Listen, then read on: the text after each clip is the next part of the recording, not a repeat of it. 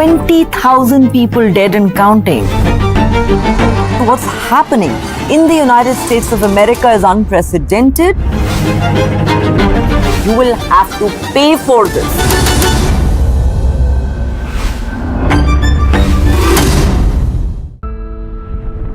Who am I? Nobody can crack that mystery. There is a certain expectation of me. That's the only contradiction. Life itself is stranger than fiction.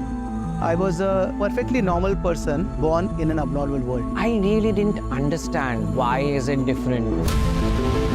Just imagine a child who is bullied every day. Boys school में कुछ लड़का लोग मेरे साथ sexual abuse किए. मुझे तेरे बारे में सब पता है और मैं तेरा रेप कर दूँगा.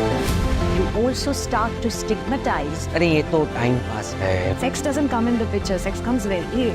Then there are man-made narratives. Why do you walk like that? Why do you sway so much? So you can understand the trauma of a person who's trapped in a wrong body.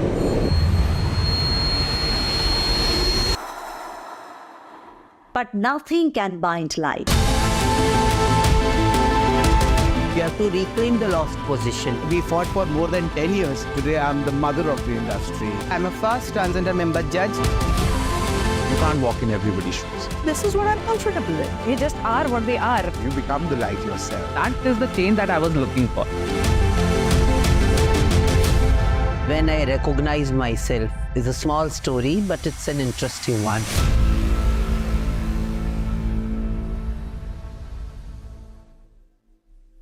Give it to me, pass.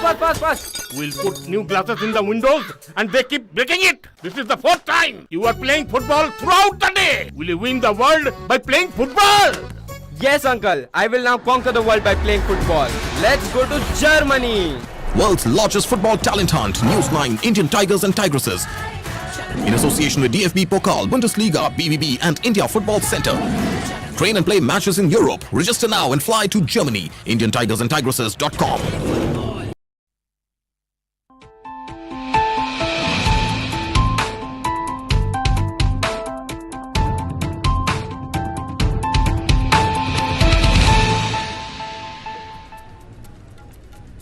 Hello and welcome. You're watching News 9 Live. I am Shweta Kothari. The Nifty 50 index crossed the 25,000 mark for the first time today. The index opened at about 25,030 on Thursday and settled at 25,010 mark. The Nifty has taken just 24 sessions to cross 1,000 points from 24,000 to 25,000. Now, Nifty 50 index crossed the 24,000 mark on June 24th. This is the fastest 1,000 point rally of Nifty 50. The BSE's 30-share Sensex also crossed 82,000 mark for the first time in the morning trade session today, but settled at 81,867. The fresh impetus was provided by the US Federal Reserve's meeting outcome that enthused global markets, including Indian markets. And the US Federal Reserve indicated, remember, that they may start cutting interest rates from September onward, leading to a rally in the global markets. The reduction in interest rates will ease concerns of global slowdown and propel growth for a lot of developing and growing economies, including that of India. What does it really mean for India, and how do markets go on from here? Let's talk about that. Joining us is Sudeep Bandyopadhyay, is the Group Chairman, Indie Trade Capital. Also with us is Avinash Gorakshakar, is the Director, Research, Profit Mart Securities. On the show is Akshay Bhagwat, Senior VP, Derivatives Research, JM Financials. With me is Suyash Maheshwari. I'll come to you first, Suyash. Run our viewers through all the markets action today. Certainly, Shweta, and a historic day for our markets. Nifty for the very first time has moved past the 25,000 milestone. And I mean, on Monday we did make an attempt towards it. Nifty got to about 24,999.75 levels, so just about 25 basis points short. So it was only a matter of time before we got to that psychological level of 25,000. But just a word, it's it is the third fastest 1,000 point rally. But for some context, viewers need to understand that when Nifty made its first 1,000 point move from 1,000 to 2,000, it essentially had to double or rise by about 100 100%.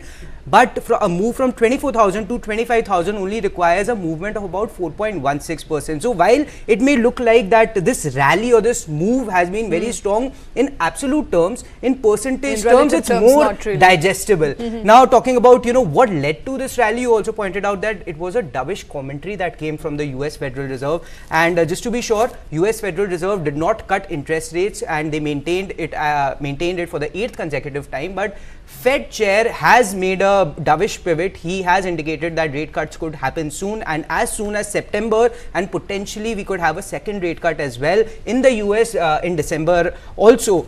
He also said that you know, the risk of unemployment is now at par with the risk of inflation. And as for inflation, according to Mr. Jerome Powell, it's coming down nicely. It's getting closer to their target of about 2%. So that overall created a risk on sentiment for investors. And you know, we saw a fall in dollar index, and we also saw a fall in the bond yields. And you know, when both of these, the dollar index and the bond yields, go down, it's a good news for emerging markets like India, and that provided that much needed final nudge. But let's not forget, Indian markets have been rallying you know, for about the better part of 2 months now, or at least since June 4th, when the election day outcome came out. Nifty, for that matter, it has rallied about 3,100 points, Shweta. So a massive rally we have seen post elections. Of course, that was a big binary event that the market was waiting for. Once that got out of the way, we saw some bit of a correction on the budget day itself, but nothing major, no major correction as such, no 1% up move or down move. So the ride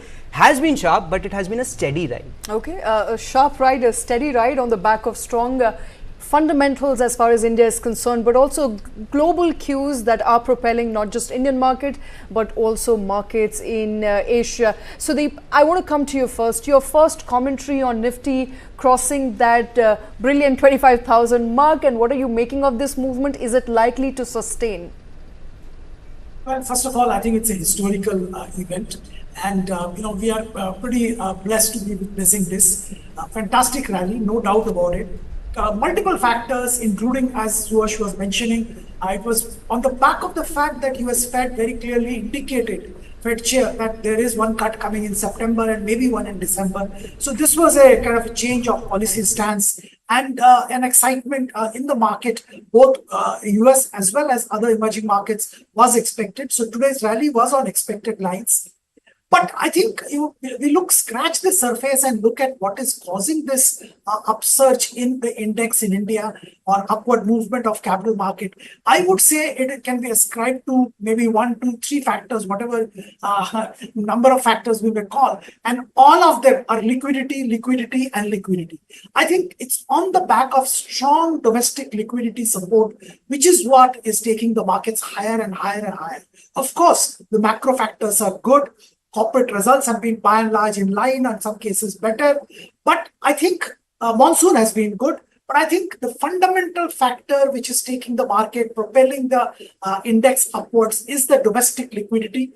You know, you take from January to June, I haven't seen the July numbers yet. You know, if you take this entire 6-month period, the FIIs have been net investment have been almost zero. So they have sold, they have bought, and net is zero. And in this period, January to June, I think the Indian markets took a quantum leap, and it's on the back of domestic liquidity. Every month, 22,000 is coming by way of SIP. Another 25,000 crore is coming either directly or through PMS or other means. So about 60,000 crores of incremental liquidity is coming to the market, and that's ensuring that the market keeps moving up. All right, and you know, just to take cues from what Mr. Bandyopadhyay was saying, Avinash, I'll come to you on this. This rally, of course, as Mr. Bandyopadhyay was mentioning, has been driven by liquidity, and more importantly, domestic liquidity, because FIIs have been pretty much absent for the better part of 2 years. But do you think that makes it a bit suspect, because this money or this boom that we are seeing in markets is also not just driven by DIIs, but also your retail participants, which are considered typically weak hands in the financial markets? Do you think that makes this rally a bit suspect? Avinash is not on the show. Let's take that question to Sudeep. Well, I don't think we can call the retail hands weak anymore.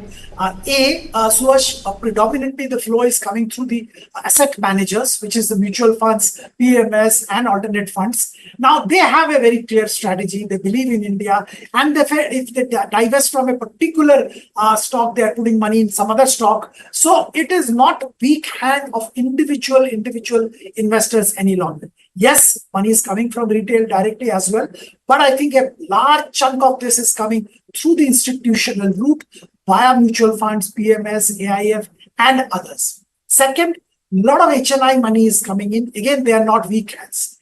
And finally, I would say that there has been a continuous rally. The market has been moving up and up and up. Yeah, there are in between, as you rightly said, the election result day 4th June is a dip. There was some dip before that also a couple of months back. But these dips are being considered as opportunity for acquiring further stocks. People are waiting for the dips to come so that they can acquire more of stocks. So this financialization of savings, which is happening in India, and that's real. And that is leading to this rally. Banks are crippling. They are not getting deposits. CASA is drying. But the fact is, money is coming to the markets, financial markets, particularly the capital markets, directly or indirectly. All right, and that is coming by the way of liquidity we are seeing. And as far as DIIs, which continue to be net buyers, while FIIs are buying and selling in equal proportion. Now, there is, Avinash is, I think, with us on the show. Avinash, there is a feeling that if, both FIIs, DIIs were turned net buyers tomorrow, markets will spurt. But sustaining the rally as it is today looks difficult. With valuations already stretched, what is your view of where the markets are headed? And as far as retail participants is concerned, who are waiting on the sidelines, should they be investing right now? Is the market too heated?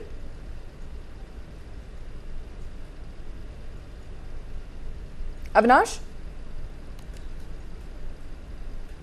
All right, I think we've lost Avinash, but while we are on markets, let's also, talk about the support levels. And we have Akshay with us on the show. Akshay, there is a sense that the short-term perspective is that the rally will continue as far as Nifty is concerned, perhaps touch about 25,330 to 530. What are the support levels that you're looking at?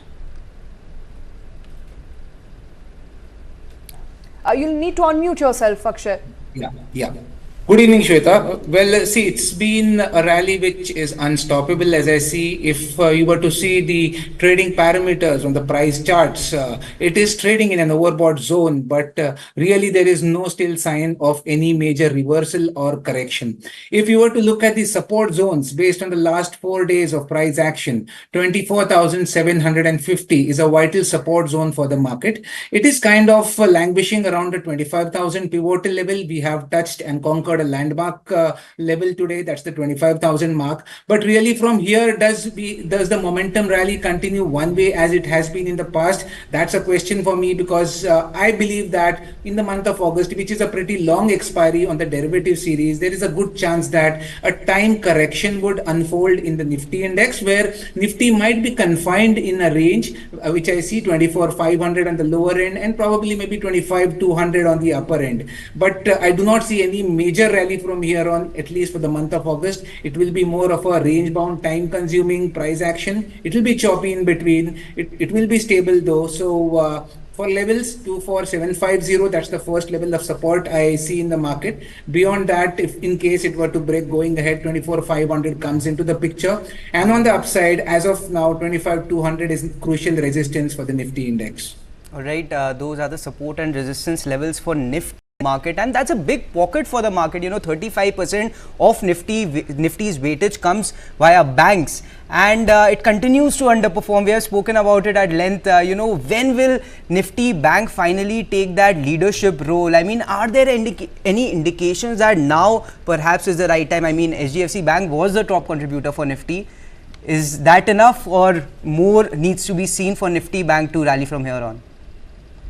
Well, if you look at the two indices, if you compare them, as you rightly mentioned, Bank Nifty has been languishing. And if you look at the flow in the Bank Nifty, the flow has been evenly distributed with the private and the PSU banks. Some days it's the PSU bank which gets the share of the flow, and some day the momentum flow gets into the private banking space. So it's not a combo effort of the Bank Nifty which has moving in tandem to lift up the index. And my sense is that 52,000 basis spot Bank Nifty is a major hurdle for the next few trading sessions. And with the RBI policy due on 8th of August, this level would especially hold special relevance. Now, if the Bank Nifty does manage to get past 52,000, that's the first sense of momentum indicators giving a buy signal on the Bank Nifty, where you can see a Bank Nifty making a run for levels of 52,700 to 52,800, almost near the all-time high levels. So right now, as I see, it's more of a choppy trading session for the Bank Nifty. 52,000 on the upper end and 51,300 on the lower end is the range which is slowly building up. For a buy trader, I think let 52,000 break, take Bank Nifty trading in parts and parcels, because the trend has not yet been confirmed that it's going to be a very strong trending Bank Nifty in the month of August. So let 52,000 break. If it doesn't, then it will languish as it is in a trading range which I mentioned. And Avinash, I mean, let's keep it with banks for now. Recently, RBI, pretty much announced that the bank deposits that are made through online channels, banks would need to keep a higher liquidity buffer. And, the gap between deposit and credit, the loans dispersed is already at a 20-year high. I mean, considering from what I understand, this particular move could further drive up the cost for banks, and because of which it could force banks to cut down their FD rates once again, which could exacerbate this entire problem of lack of deposit growth. What's your opinion over here, sir? Is RBI or the regulatory crackdown that we are seeing, is what impeding this growth in banks, or at least stocks in this segment to do well? I think you're right. I think deposit growth rates would further get impacted, and I think the cost of raising funds will obviously increase in the short to medium term. And I think obviously once you need to make a bigger provision, that kind of liquidity will not be available for the banks. So I think the banks will have a challenge. I think most of the banks who have large CASA ratios also will obviously have to make these provisions. So I think net. Yes, banks are going to face a pretty challenging period. Either they cut down the FD rates, or possibly, they will have to recover this cost in some way from the customers. So I think net, both the PSU as well as private sector banks could get impacted. And I think, this could get reflected in maybe the September quarter numbers. The June quarter numbers may not show any, negativity on this front. But September quarter onwards, I think you'll see these kind of margins getting compressed to a marginal extent. Larger banks, who have a large deposit base, would obviously have to then reconsider, whether they cut FD rates or they obviously recover this cost via some other kind of, method. All right, and let's also quickly take a look at sectoral performances. Gains were seen in Nifty Metal, Nifty IT. Let's get that chart back up. Nifty Private Bank, Oil, Gas, Nifty PSU. While Nifty Realty and Nifty Media suffered losses, they were impacted by profit booking. As far as broader markets is concerned, they closed on a negative bias due to escalating geopolitical tensions in the Middle East and the rising possibility of crude oil. It is believed that large cap stocks may see some increased investor sentiment, participation. Sudeep, would you agree with that? What's your recommendation for investors today? Well, I've been, keeping on advising investors to focus on good quality stocks for some time, and I'll maintain that. Amongst the sectors, I like power sector. I think there is a secular bull run in the power space, and there are structural changes happening there. So leading power company like NTPC is a good buy even at current levels for a long-term investor. The power financials, power ancillary companies, all are worth looking at if you are a long-term investor. Valuations have moved up, but even at these levels, they are interesting.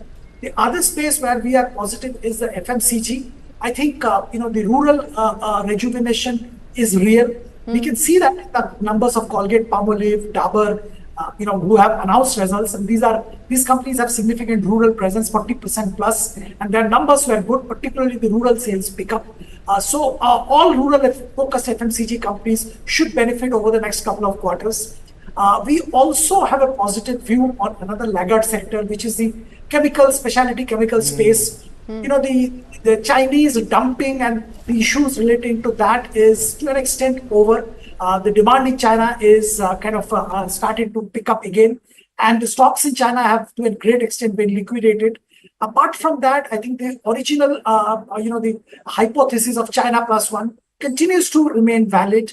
Under the circumstances, I think Indian specialty chemical companies will start seeing return to profitable and a good quality growth in the near future. One has to be a little patient, but I think it's the right time to pick up these stocks at current levels.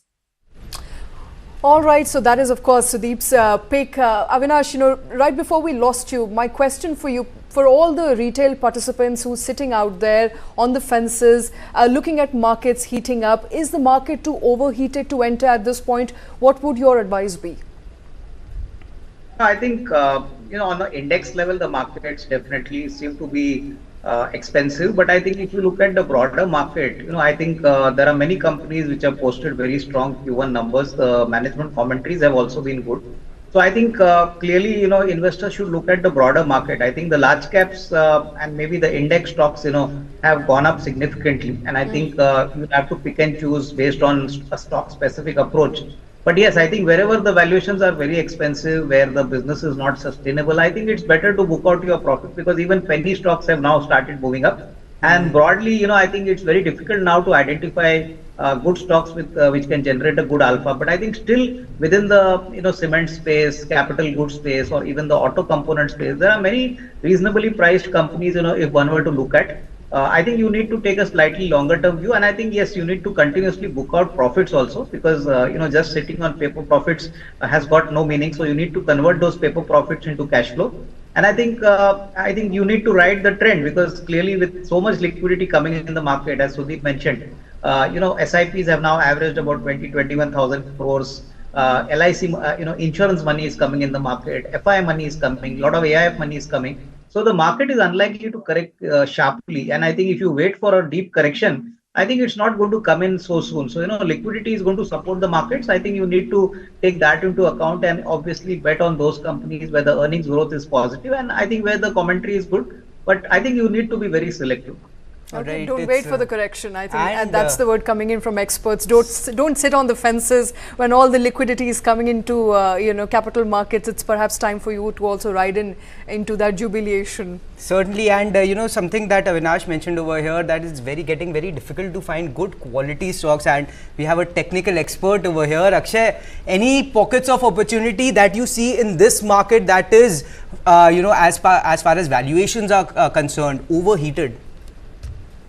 See, I'm looking at the FMCG pack, because this last few days of rally has been more sectoral. It's about the money flow, chasing the sectors, and you have to be at the right sector at the right time if you are a short-term trader. Now here, if you look at the FMCG sector, somehow this sector has gone a bit dull of late, and my sense is that the momentum should chase this sector very soon. So here, Hindustan Unilever is one stock you can consider. It closed around 2715. It has a very healthy price structure from a medium term chart perspective, and it is slowly building a base around the 2690 2700 area and setting itself up for launching the next round of momentum, which can easily see the stock getting past the 2800 mark. So HUL will be my first top pick. You can buy it at current market price tomorrow with a stop loss below 2650 for targets of 2800 and 2850.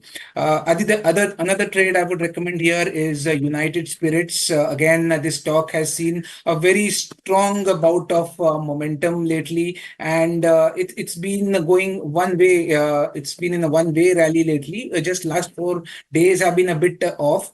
My sense is that the momentum should regain again in United Spirits as it currently reads, and the stock should be moving for its lifetime high. So consider buying this stock at the current market prices tomorrow. The approximate targets which I foresee is roughly around 1447 and 1464. Keep a stop loss of around 1375 on this long trade. All right, I think that is as far as Akshay's stock pick is concerned. But before I close the show, Nifty crossing and breaching that 25,000 mark. It's a historic day for India. It came, of course, on the back of US FOMC hinting at a possibility of a rate cut in September. The dip in US bond yield may also is expected to either reverse or halt the FII sellings, and that could also have an impact on the Indian markets. But before that really happens, gentlemen, before I close the show, my quick question to you: what could be the biggest risks for capital markets today as you see it? Let's start with you, Sudeep. Well, of course, geopolitical issues. I think the way the Middle East is getting embroiled in controversies and controversial killings and counter killings. I think it can flare up into a full-scale war, and that will be disastrous for a country like India, which has significant import dependence as far as crude oil is concerned. So crude oil going up is not in the interest of India. The last factor I'll mention is the monsoon. Though monsoon has been all right till now, but we need much more and we need better distribution. Let's wait and watch. Right. Quickly, can I go to Avinash now? Avinash, 20 seconds. Sorry, we've run out of time. But quickly, what in your view could be the biggest risks for Indian markets today? I think first is the geopolitical risk, which Sudeep mentioned, and the second is the regulator risk. I think if the regulator, imposes some severe kind of actions on the F&O side of the market, which I think a lot of discussion has already happened. I think that could also be a kind of spoke in the wheel, and I think that could upset the market sentiment, at least in the short term, because a lot of retail money has entered the derivatives market, and I think the regulator is very serious that they don't want retailers to get into this segment. So any kind of adverse negative surprise happening here could obviously affect volumes and obviously impact the market in the very near term. Okay, Akshay? Only the global concerns, as I understand. If there is any kind of fear getting in the system, keep a strong note on the volatility index. It is at 12.93, very stable right now. If it picks about 15, it is a reason to worry. Otherwise, all is well. Continue with the normal stability in the market as it is. All right, all is well. All looks very well, and it's a historic day here for India, with Nifty breaching that crucial 25,000 mark, ending at about 25,010. And we will, of course, keep bringing you all those updates as far as capital markets is concerned here on Newsline Live. Gentlemen, thank you very much for taking time out. Thank you for joining us on this show. And with that, it's a wrap. Thank you for watching.